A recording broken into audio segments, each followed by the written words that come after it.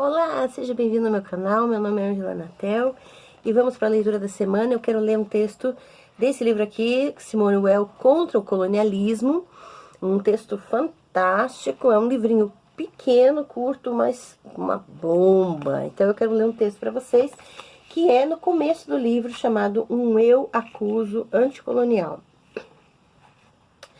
Eu acuso o Estado francês e os sucessivos governos que o representaram até hoje, inclusive os dois governos da Frente Popular.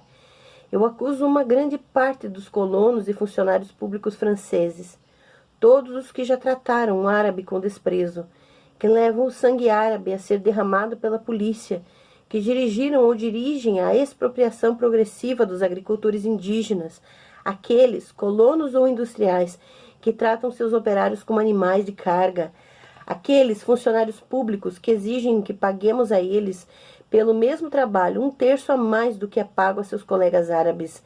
Estes são os que semeiam em território africano o ódio à França. A linguagem dos nativos mais revoltados é uma prova menos avassaladora para a colonização do que a de muitos colonos.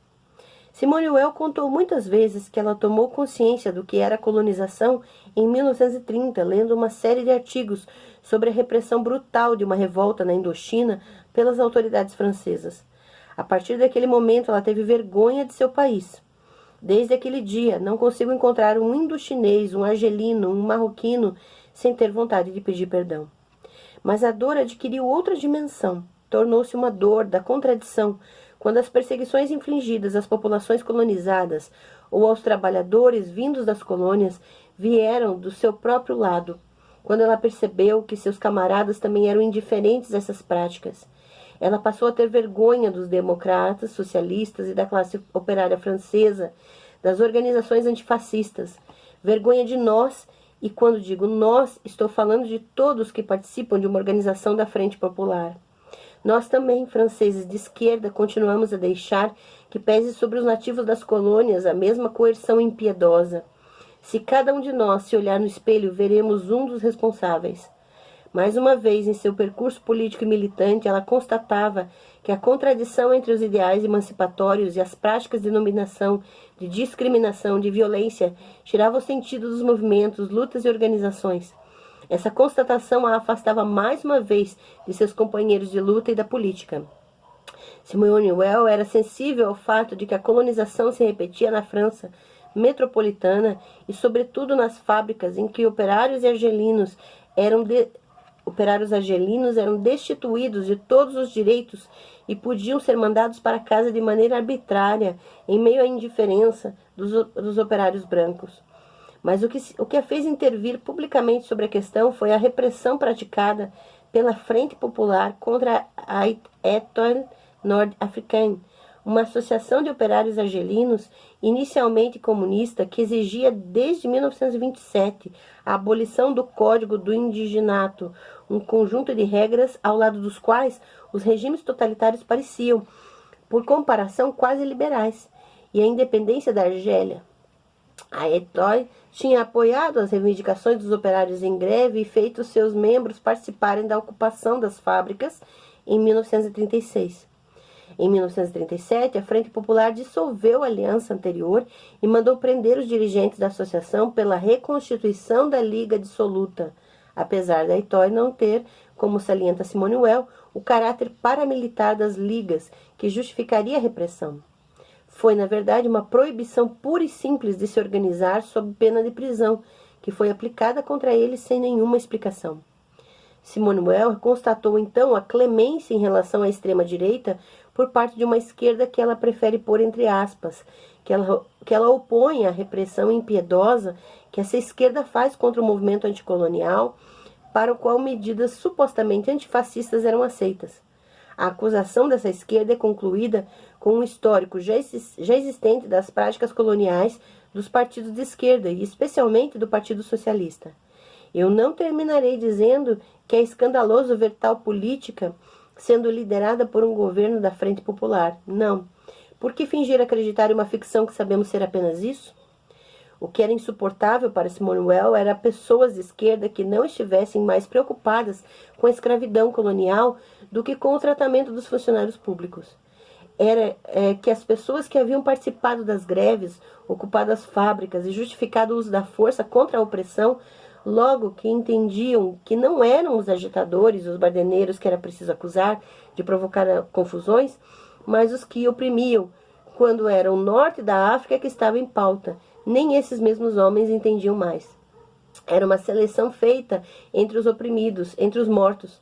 A indiferença em relação à morte de trabalhadores exauridos nas minas das colônias, por exemplo, que esvaziava de sentido um movimento incapaz de encarar as próprias práticas de dominação e segregação, e cuja ambição emancipatória era apenas uma mentira orgulhosa, cega e cínica, senão o motivo de uma pretensão à hegemonia cheia de bons propósitos. Quando ouvimos a maior parte dos nossos camaradas, parece que a Frente Popular tem um direito absoluto, um direito divino ao apoio, à fidelidade dos oprimidos, inclusive daqueles que têm os pés esfolados por ela. A Frente Popular retomava, sim, as contradições da colonização francesa, que, ao contrário da colonização inglesa, que não demonstrava ter outro objetivo a não ser o comercial, pretendia civilizar, levar a outros povos os princípios de 1789, sempre pisoteando-os através de seus modos de fazer. De duas uma, escreveu Simone Weil, ao serem preconizados pelos conquistadores inimigos, esses princípios pareciam estranhos e eram rejeitados, ou eles pareciam desejáveis, mas a revolta era ainda maior pelo fato de as pessoas que os afirmavam lhes privarem deles.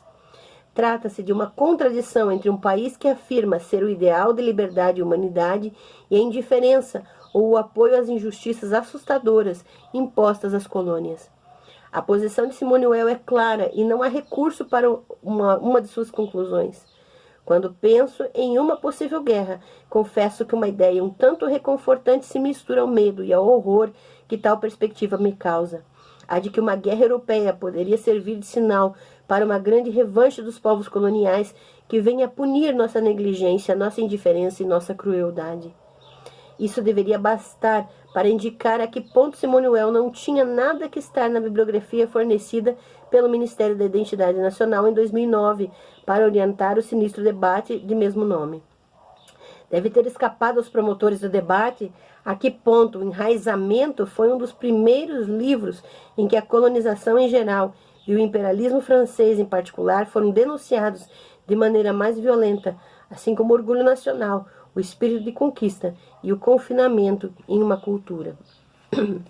Esse é um capítulo inicial do livro que analisa os posicionamentos e falas de Simone Weil contra o colonialismo, algo extremamente importante e necessário em nossos dias, porque nós temos essa polarização política e as frentes que cada uma busca seus próprios interesses, e a política partidária tem sido um instrumento de uso de poder, independente de que lado ela esteja, e é importante enfatizar que quando nós queremos lutar pelas pessoas, nós não podemos escolher por quem queremos lutar.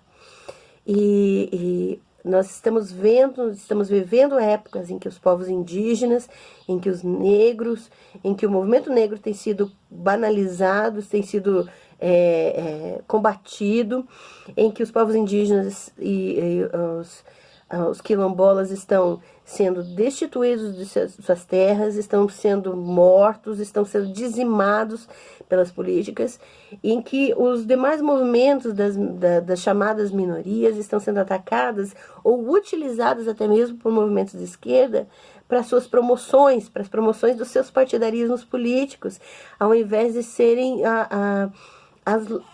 as vidas dessas pessoas serem a verdadeira causa pelas quais lutamos. Então nós precisamos repensar e entender e ver, enxergar o colonialismo no nosso espelho, olhar para o espelho e enxergar dentro de nós esse espírito colonizador que quer escolher a quem ajudar, escolher quem merece a nossa ajuda e a nossa luta. Vamos olhar as vidas e pensar a respeito. Então aqui está um bom chamado, uma boa reflexão. E antes de rebater, antes de querer dar opinião, não é assim, olha quem ela é, esses argumentos ad hominem, né? Que se você não sabe, argumento ad hominem Em vez de rebater a ideia da pessoa, você fala da pessoa. E isso não é argumento, né? Então vamos pensar, vamos aprender a ouvir o divergente, aprender o que essa pessoa está falando e que serve para a minha mudança, para a minha melhora, para que eu cresça e aprenda a viver nesse mundo em sociedade, em comunidade, e não como um reizinho, ou dono do mundo, ou aquele que é dono da verdade, né? Que a gente sabe que se você é dono da verdade, tem um problema aí, né? Então, muito obrigada pelo tempo que você ouviu. Esse vídeo tá um pouquinho mais longo, porque eu fiz questão de ler um capítulo inteiro, né, desse livro. E recomendo essa preciosidade para a nossa reflexão e responsabilização diante de quem colonizamos. Um grande abraço para você, boa semana e uma boa leitura e reflexão.